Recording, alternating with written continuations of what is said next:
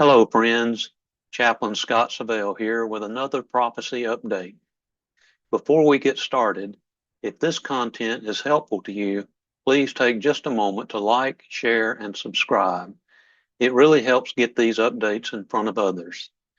Ezekiel chapters 38 and 39 tell us of a future event that will take place in the last days prior to the return of Christ. Prophecy scholars have debated for years the exact timing of this event. I'm speaking, of course, about the Ezekiel 38-39 war, an invasion involving multiple nations and people groups coming against Israel.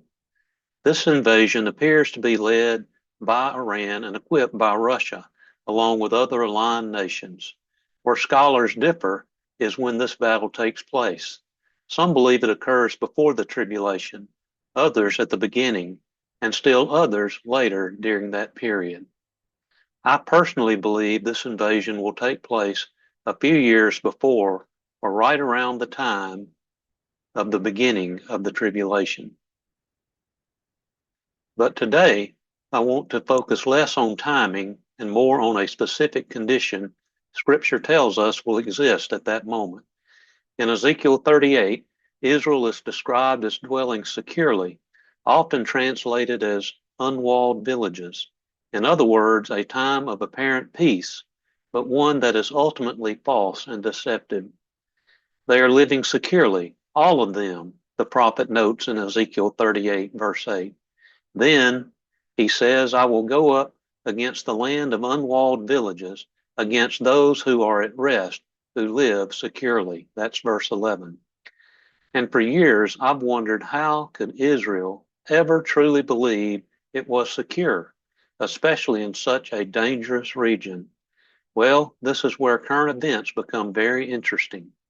The first news article I'll be mentioning comes from the Times of Israel. The Times of Israel is reporting that the United States is pursuing a framework that includes the disarmament of Hamas, the dismantling of terror infrastructure, and the establishment of a new governing structure in Gaza, framed as a path towards long-term stability and peace. Now, a second article from Israel's I-24 News is reporting that the Trump administration has unveiled the names of a so-called peace or transitional governments committee that would oversee Gaza moving forward. According to I-24 News, this committee includes high-level international and political figures and would be tasked with managing Gaza's transition following the current conflict. Now, let me be clear. I am not saying, and I do not believe, that President Trump is the Antichrist, but I am saying this. Policies, agreements, and international frameworks being discussed today can lay the groundwork for the conditions Scripture says will exist in the last days. History shows us that prophetic events rarely appear out of nowhere. The stage is often set quietly, incrementally, and long before the central prophetic figure ever emerges. One day a leader will arise out of obscurity who will ultimately bring a false peace, and it's entirely possible that this individual could emerge out of the chaos, restructuring, and aftermath of the very conflict Ezekiel describes. So when we hear language of peace, security, and stability, apart from the true Prince of Peace, we should watch carefully, not with fear, not with speculation, but with biblical discernment. These are things worth thinking about as we consider the times in which we live.